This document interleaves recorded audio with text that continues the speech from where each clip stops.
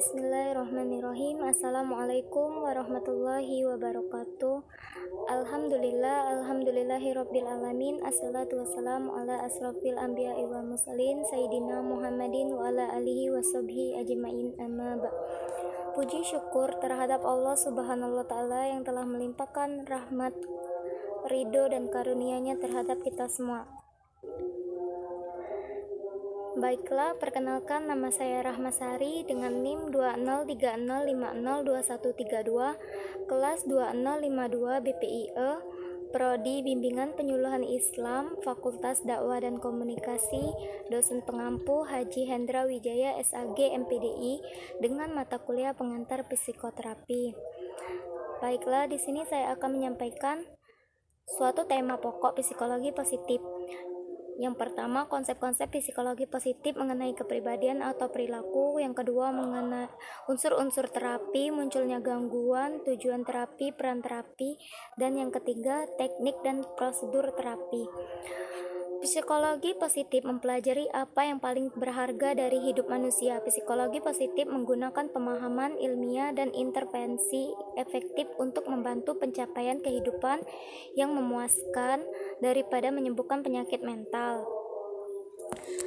Konsep dasar psikologi positif mengenai kepribadian atau perilaku. Konsep terkait adalah kebahagiaan, kesejahteraan, kualitas hidup, kepuasan, dan hidup yang bermakna. Kebahagiaan telah dicari dan didiskusikan sepanjang waktu. Penelitian telah menyimpulkan bahwa kebahagiaan dapat dipikirkan dalam cara kita bertindak atau yang kita lakukan dan cara kita berpikir dalam hal itu. Kesejahteraan sering disebut apa yang secara inherent baik untuk individu secara fisik maupun mental, meskipun aspek lain dapat ditambahkan untuk mendefinisikan kesejahteraan. Kualitas hidup mencakup lebih dari sekedar kesejahteraan fisik dan mental. Ini melibatkan faktor sosial ekonomi. Ini juga dianggap berbeda di berbagai budaya dan wilayah di seluruh dunia, tetapi bisa bergantung pada seberapa baik Anda hidup dan berfungsi dalam hidup. 2. Unsur-unsur terapi. Unsur-unsur terapi bidang psikologi positif terdiri dari pengalaman subjektif yang positif, kesejahteraan, well-being, kepuasan, keterlibatan, flow, kegembiraan, kebahagiaan, dan pandangan kognitif yang konstruksi mengenai masa depan seperti optimisme, harapan, dan keyakinan. Seligman dalam Cinder dan Lopez dalam Merdilia pada tahun 2010. Munculnya gangguan. Ketika individu mengalami kegagalan berulang kali dalam mendapatkan pekerjaan, maka individu tersebut cenderung akan mempelajari bahwa dirinya ditakdirkan menjadi individu yang gagal. Hal yang dapat disimpulkan dari teori tersebut yaitu rasa tidak berdaya adalah hasil belajar. Itu memang benar adanya. Belajar disengaja atau tidak disengaja. Belajar yang disengaja artinya memang ia memiliki niat untuk tidak mau bersusah payah dan cenderung menyuruh atau tergantung dengan orang lain. Tujuan terapi positif psikoterapi, terapi yang dikembangkan oleh Tayyab Rashid dengan menggunakan pendekatan psikologi positif.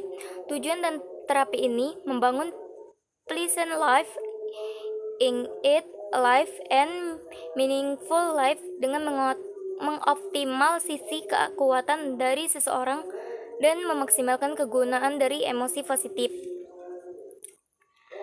Peran terapi menurut Chu, Ruth, and Chow pada tahun 2015, peran pendekatan psikologi positif dalam pendekatan kognitif perilaku adalah membantu klien menemukan dan memahami kelebihan dan kekuatan yang ada pada diri pasien, membantu pasien dalam mengatasi kelemahan dan permasalahan psikologi yang dialami pasien dengan kelebihan dan kekuatan.